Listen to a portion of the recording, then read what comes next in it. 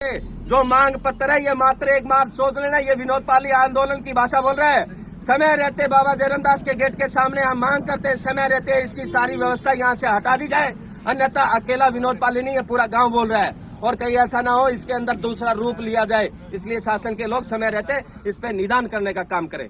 जी धन्यवाद। सामाजिक कार्यकर्ता, युवा साथी, ये सर्व समाज छत्तीस बिरादरी बाबा जयरामदास गेट के सामने आप सर्वसम्मति से गांव के अंदर चर्चा कर आपको मजबूरी कारणवश यहाँ पर बाबा के मेन मुख्य दरवाजे पर आकर इसलिए बैठना पड़ा, क्योंकि देखिए मीडिया और सोशल मीडिया के माध्यम से जिस तरीके से बाबा जयरामदास का मेला अपनी चरम सीमा पर है 18 जनवरी को, और उसी बीच ये इतना बड़ा प्रकरण होने के बाद में बाबा जयरामदास की ये पावन धरा, ये सतली इतनी बदनाम कर दी एक व्यक्ति ने, जो गुरुकुल किसी नाम के लिए, अपने कर्म के लिए, पेड़ पौधे लगाने के लिए, निशाए बच्चों को पालने पोषने के लिए बनाया गया था, एक धर्म का कार्य करने के लिए जो पौधा यहाँ पर लगाया गया था, कुछ पंचायती और गांव के लोगों ने जिसने सहयोग करने का कार्य किया था, लेकिन ऐसे दुष्ट व्यक्ति ने पूरे गांव का नाक कटवाने का कार्य किया है। यहाँ पर मैं सोशल मीडिया के माध्यम से, पत्रकार भाइयों के माध्यम से, प्रशासन और शासन के लोगों के माध्यम से और आम जनता और गांव पाली के माध्यम से पूरे क्षेत्र और प्रदेश और देशवासियों को एक मैसेज देना चाहता हूं कि ये गुरुकुल बेशक से देश के अंदर कई गुरुकुल इसी तरीके से घिनौनी हरकतें करते आए हैं और इसी तरीके से पाली में घटना भी दुर्घटना बन गई है, लेकिन ये इस गांव के लिए दुर्भाग्य की बात है और पूरा गांव इसके खिलाफ है। हाथ खड़ा करें, इस बात का एहसास कराएं कि ये पूरा गांव इस बात के खिलाफ है। एक भी व्यक्ति ऐसी घिनौनी हरकत के लिए उस व्यक्ति के साथ नहीं है। पाली गांव अपने आप में एक सक्षम और मजबूत गांव कहलाता है। पाली गांव एक न्यायप्रिय गांव कहलाता है। पाली गांव एक बाबा जयरामदास धर्म सतली कहलाता है। क्षेत्र और प्रदेश के अंदर गांव का नाम रोशन करने वाले फौजी देश की सीमाओं पर लड़ने का काम करते हैं। यह बाबा जयरामदास जैसा संत मुनि महात्मा इतने प्रदेश के इतने तपस्वी बनी के अंदर पैदा हुए हैं। ऐसे गांव के अंदर ऐसा दुष्ट व्यक्ति कोई एकाध हुआ करता है और उसको सजा कानून से सख्त देनी चाहिए। ऐसी सभी सरपंचों ने और गांव के लोगों ने मांग रखी है। थोड़ी देर पहले सूचना सीआईडी के भाई बता रहे थे कि तहसीलदार एसडीएम साहब को, हमने डीसी साहब को निवेदन किया था कि हमारी मांग पत्र, हमारा जो ये मांग पत्र यहाँ पर लिया जाए और ऐसे घिनौनी हरकत करने वाले गुरुकुल को यहाँ से रास्ता दिखाया जाए।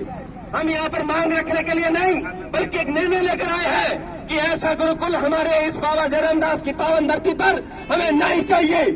हम इसका कड़ा विरोध करते हैं। और एक बात और कहना चाहते हैं यहाँ शासन के लोगों के लिए कि आपका भी कहीं न कहीं यहाँ पर निकम्मापन रहा है, आपका भी कहीं न कहीं लचीलापन रहा है। आपने पंचायत के लोगों की बेइज्जती करने का काम भी किया था। कई बार यहाँ पर आपको अंदेशा जताया गया था कि यहाँ पर इस तरीके की घटिया हरकतें हो रही हैं। यहाँ पर पैसे लेकर करोड़ों रुपए का मुनाफाखोरी की गई है। ये भी बात रखना इसलिए चाहते हैं कि मंदिर कमेटी के प्रधान, गांव के लोगों ने हमेशा बार बार इस बात से अवगत कराते रहते। सीआईडी खुफिया एजेंसियों के भी इस बात का पता था कि करोड़ों रुपए का यहाँ पर व्यापार चल रहा है। एक दिन के अंदर, एक वीक के अंदर, एक सप्ताह के अंदर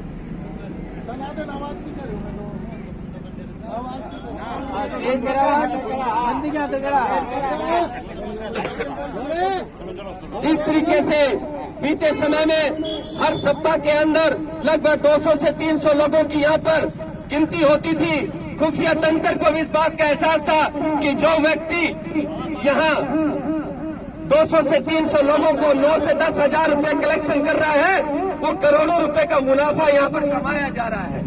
जबकि मैं एक बात और कहना चाहता हूँ कि मेरे बच्चे भी एमबीबीएस कर रहे हैं। हमारे पूर्व सरपंच सुरेंद्र सिंह ने हमें बताया कि एक बच्चा करोड़ों रुपए एमबीबीएस करने का काम करता है, लेकिन ये बिगड़ डिग्री धारक, बिगड़ ड्रग्स इंस्पेक्टर या बिगड़ किसी दवाई का कोई कोर्स किए हुए एक आयुर्वेद का जिस तरीके से यहाँ पर चलन कराकर, मैं तो कहता हूँ कि उस एनजीओ की ऐसी तहकीकात की जाए कि कौन नेता, कौन प्रशासन उससे मिली भगत करके करोड़ों रुपए का अपने जेब में ले जाने का कार्य कर रहा था।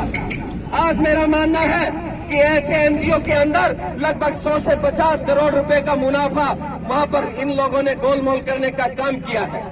मेरी मांग यही है कि जिस तरीके से प्रशासन आज मुस्तैदी के साथ पीड़ित या परेशान शिकायत के अनुसार कार्रवाई कर रहा है। समय रहते अगर ऐसी पहले से शकिया तौर पे कार्रवाई हो जाती तो ऐसी घिनौनी हरकत नहीं होती और हमारे ग्रामवासियों की नाक निकटने के कार्य होता यहाँ पर।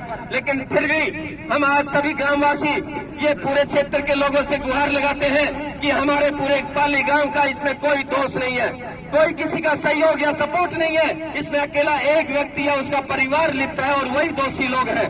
कई लोग तरह तरह की बातें कर रहे हैं सोशल मीडिया पर। कई लोग तो पीड़ित जो जिस तरीके से मरीज है वो सोशल मीडिया पर उसको पता नहीं किस तरीके का अव्वल दर्जे का हकीम वैद्य बताते हैं। हम उनको भी कहना चाहते हैं आपके लिए वो हकीम या आयुर्वेद या वैद्य होगा, लेकिन इस गांव के लिए वो कलंकित आदमी है, इस गांव के लिए वो दोषित आदमी है। ये गांव उसका बहिष्कार करता है। हम इसलिए कहना चाहते हैं चाहे अगर वो व्यक्ति या एक महिला से आम अगर उसकी पीड़ा होती तो भी ये गांव कुछ नहीं बोलता, लेकिन उसने जिस तरीके से कुल का दुरुपयोग करने के लिए पूरे गांव का नाक कटाने का, और उससे भी बेहतर एक बात और रखना चाहता हूं कि उसने सोशल मीडिया पर जिस तरीके से नानी, चाची, ताई, चाचा, मामा, फूफी को लेकर जिस तरीके से प्रतिक्रिया जाहिर कर और पशुओं तक को नहीं बख्शा, तो ऐसे व्यक्ति की मानसिक तौर से कितनी घटिया स्तर की नीति होगी और वो भविष्य में क्या कर सकता था। इसलिए उसकी न्यायिक जांच के साथ साथ उसको कड़ी से कड़ी सजा देनी चाहिए। ये सारे ग्रामवासी अभी इंतजार कर रहे हैं उस अधिकारी का कि जल्द से जल्द आ जाए।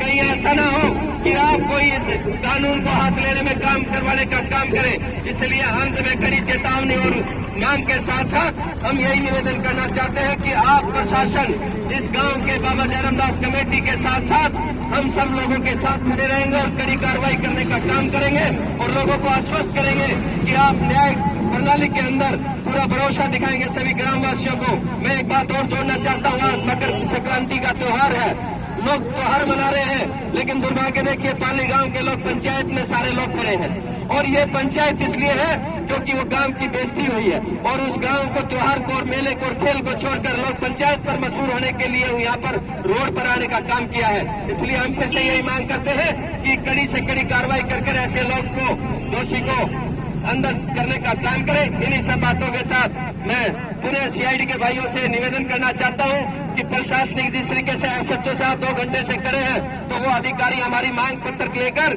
और वो कार्रवाई करने का काम करें। इन्हीं सभी बातों के साथ आपका बहुत बहुत धन्यवाद।